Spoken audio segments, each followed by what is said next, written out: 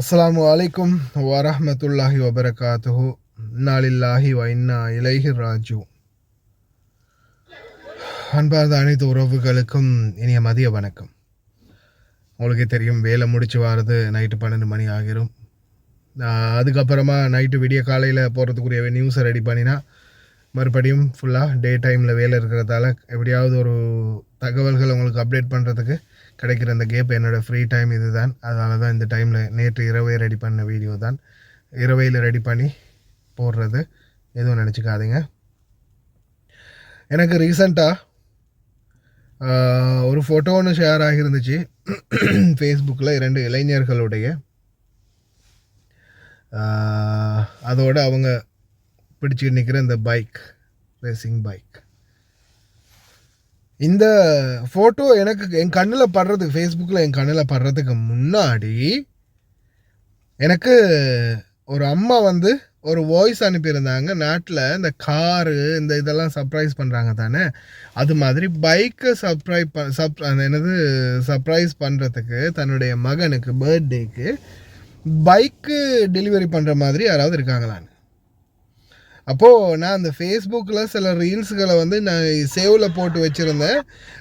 அந்த car surprise, இந்த மாதிரி சர்ப்ரைஸ் பண்ணக்கூடிய சில வீடியோஸ்களை. அதனால் நான் அந்த போஸ்ட்டை பார்ப்போம் அப்படின்னு சொல்லித்தான் அதை தேடுறதுக்காக ஃபேஸ்புக்குள்ளே நுழைஞ்சேன்.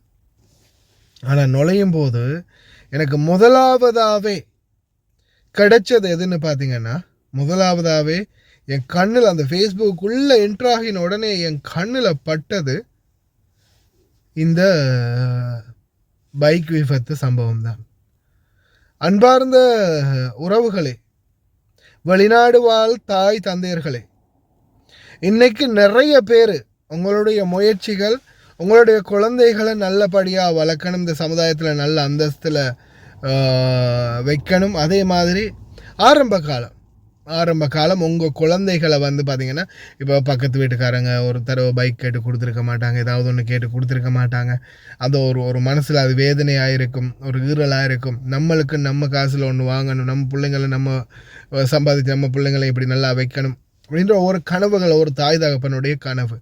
ஆனால் நீங்கள் இந்த ரேஸ் பைக்குக்காக 10 லட்சம் 15 லட்சம் செலவு பண்ணி ஒரு ரேஸ் பைக் வாங்கி கொடுக்குறீங்கன்னா, அது அந்த குழந்தையுடைய உயிருக்கே ஆபத்தை நீங்களே விலை கொடுத்து வாங்கி கொடுக்குறீங்க அப்படின்றத ஞாபகம் வச்சுக்கோங்க. எவ்வளவு சொன்னாலும் சரிதான், இல்லை நான் எதுவுமே அப்படியெல்லாம் ஓட்ட மாட்டேன்னு எவ்வளோ சொன்னாலும் சரிதான். நான் உங்களுக்கு ரூல்ஸ் போடுறேன், இவ்வளோலாம் சொல்கிறேன். சில நேரங்களில் சில டைமில் என்ன மறந்து நானே அழுத்திடுறேன், வேகமாக அழுத்தி போயிடுறேன். அப்புறமா ஞாபகம் ஸ்லோ பண்ணுறேன். நம்ம இந்த வெளிநாடுகளில் இருக்கிற நம்மளே எவ்வளோ வேகமாக ஓட்டக்கூடாதுன்னு நினச்சாலும் ஓட்டுறோம். பைக், அதுவும் ரேஸ் பைக், ஒரு 200 150 180 ஸ்பீடுக்கு போகக்கூடிய பைக் கையில் இருக்குது. 30-40 போகும்போது அது நம்மளுக்கே ஒரு என்னடா இந்த வண்டியில் இவ்வளவு தான் போகலாமா அப்படின்ற மாதிரி ஒரு முறுக்க தோணும். ஆனால் அது கடைசியில் நம்மளுடைய குழந்தைகளுடைய உயிரையே பறிச்சிடும் அப்படின்றது பல தாய் தகப்பனுக்கு தெரிகிறதில்லை. முடிஞ்சால் இனி வரும் காலம் அது கோடீஸ்வர அளவுக்கு மிச்சமாக தலைக்கு மேலே காசு வச்சுருக்கிறோம், வாங்கி கொடுக்குறான். கை கால் உடஞ்சா லண்டனுக்கு அமெரிக்காவுக்கு அனுப்பி ட்ரீட்மெண்ட் பண்ணிக்கிறான். அவனுங்களை விட்டுருங்க.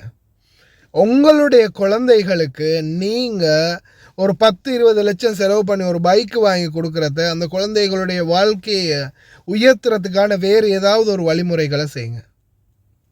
பைக்கு நம்மளுக்கு தேவை தான், ஆனால் அது ஒரு நார்மலான சிச்சுவேஷனில் இருக்கணும். ஏன்னா அது நம்ம என்னடா அப்போ நாங்கள்லாம் பணக்காரங்க ஓட்டுற வண்டி ஓட்டக்கூடாது அப்படின்னு இல்லை. நம்மளுக்கு ஒரு பைக்கு தேவை, ஆனால் அந்த பைக்கு நம்மளுக்கு பிரயோஜனப்படணும். இன்னொரு பக்கம் நம்மளுக்கு இருக்கிற செலவை கம்மி பண்ணுற நிலைமையில தான் இருக்கணும். 15 லட்சம் கொடுத்து பைக் வாங்குகிறோம், அதுக்குரிய சர்வீஸ் மெயின்டெனன்ஸ், அது மாதிரி ஏதாவது ஒரு பொருள் டேமேஜ் ஆகினா அதுடைய கோஸ்ட். இப்போ சாதாரணமாக நார்மலான ஒரு பைக்குன்னும் போது ஒரு பல்சரோ ஒரு எஃபிசெட்டோ இல்லை இந்த கேட்டகரிக்குள்ளே வரக்கூடிய பைக்குன்னாலும் ஒரு சாதாரணமான ரேட்டில் முடிஞ்சிடும். இதே புக்காட்டி டுக்காட்டி BMW அது இதுன்னு உருப்பட்ட பைக் இருக்குது இல்லையா. இப்போ இதுகளில் ஏதாவது ஒன்று வாங்கி அது லைட்டாக ஒரு உரசு பட்டாலும் ஒரு சின்ன பார்ட்ஸ் கூட 50,000 1 லட்சம் வரைக்கும் வருது. அப்போது ஒரு செலவோடு சேர்த்து நாம் அதை கண்ட்ரோல் பண்ணுற விதமும் நம்மள்ட்ட இருக்கணும். இன்றைக்கி 10 லட்சம் கொடுத்து 15 லட்சம் கொடுத்து 20 லட்சம் கொடுத்து வாங்கிட்டோம், ஓடிட்டோம், உடஞ்சிருச்சு, அதுக்கப்புறம் அதை செய்கிறதுக்கு காசு இல்லை, ஓரமாக தூக்கி போட்டுடலாம், யாருக்கும் பிரயோஜனம் இல்லை. அதே மாதிரி வெளிநாடுகள் உழைக்கிற ஒவ்வொருத்தரும் உங்களுடைய பணம் எப்படிப்பட்ட பணம் அப்படின்றது உங்களுக்கு தெரியும். அந்த பச்சையாக செலவுன்னா பீமுத்திரம் கூட அள்ளி உழைச்ச காசுன்னு சொல்லலாம் இல்லையா. அந்த அளவுக்கு கஷ்டப்பட்டு உழைச்சிருக்கிறாங்க. கையில் சாப்பாடை எடுத்து வாயில் வச்சு 2 வாய் சாப்பிட்டு இருப்பாங்க. பிள்ளைங்களும் வந்து என்னுடைய பாத்ரூமை கழுவி விடுன்னு, நான் பாத்ரூம் போயிருக்கேன்னு, இல்லை வயசான மாமா பாபா இதை யாராவது ஒருத்தர் கூப்பிடுவாங்க, அவங்க பாத்ரூம் போய் வச்சுருப்பாங்க, இல்லை வாந்தி எடுத்து வச்சுருப்பாங்க, ஏதாவது ஒன்று பண்ணி வச்சுருப்பாங்க. அதெல்லாம் அள்ளி தொடச்சி கழுவி எல்லாம் முடிச்சுட்டு அந்த 2 வாய் சோறு வச்சாங்கல்ல வாயில், அடுத்த 3வது வாய் வைக்க தோணுன்னு நினைக்கிறீங்க? அது அப்படியே கிடந்து காய்கிறது தான். அதுக்கப்புறம் வேலை போகும். அதுக்கப்புறம் எல்லாம் முடிச்சுட்டு வந்து நைட்டுக்கு அந்த சாப்பாடு தின்றதுக்கே மனம் வராது. அதுக்கப்புறமா அப்படியே விடுபட்டுரும். இந்த மாதிரி பலருக்கும். ஏன்னா நம்ம வீட்டிலேயே எங்களுடைய மாமா வயசான மாமா இருக்கிறாங்க.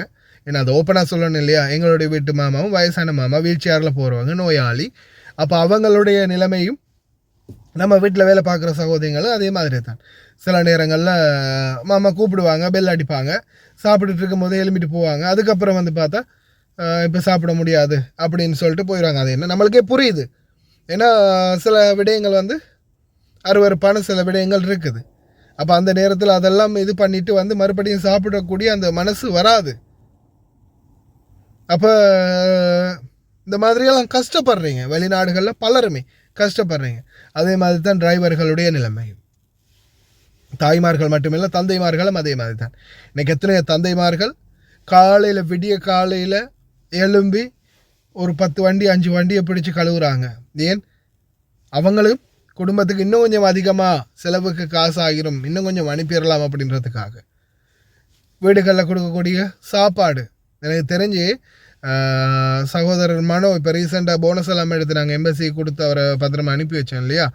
அந்த மனோ சகோதரர் கூட சில டைமில் அந்த சாப்பாடு விஷயங்கள்லாம் சொல்லியிருக்கிறாரு. அதே மாதிரி இதுக்கு முன்னாடியும் ஒரு சகோதரர், அதே மாதிரி ரில்வான் என்று சொல்லி ஒரு சகோதரர், அவங்களுடைய எல்லாம் வாழ்க்கை நிலைமை அவங்கள ஆரம்பத்தில் அனுப்பின வீடியோஸ் என்கிட்ட இருந்துச்சு. அந்த சாப்பாடு, அவங்களுக்கு கிடைக்கிற சாப்பாடுகள், அவங்களுக்கு அந்த அவங்கள கவனிக்கிற விதம், உண்மையிலே அந்த மனசுக்கு எனக்கே அப்படியே ஒரு ஆத்திரம் வர்ற அளவுக்கு இருக்கும். என்னடா இப்படியாடா டே, இவங்களுக்கெல்லாம் இவ்வளவு இறைவன் அள்ளி அள்ளி தந்து ஏண்டா இப்படியெல்லாம் அநியாயம் செய்கிறீங்க அப்படின்னு மூஞ்சில் போய் கேட்கணும்னு தோணும். அந்த அளவுக்கு அநியாயம் செய்வாங்க. ஒரு பச்சை மிளகாய், ஒரு தக்காளி பீஸு, கொஞ்சம் வெள்ளை சோறு, அதுதான் சாப்பாடு.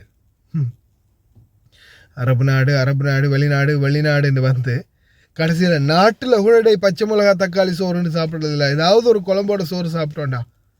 இங்கே வந்து அதையும் விட கேவலமான நிலைமைக்கு வெளிநாடு.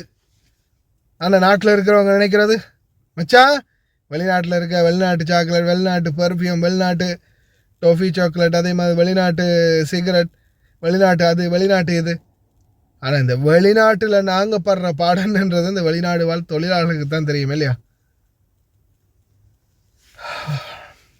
சிந்தித்து செயல்படுங்க. என்னால் முடிஞ்சது இந்த மாதிரியான அவேர்னஸ்களை சொல்கிறது தான். தயவு செய்து கவனம்.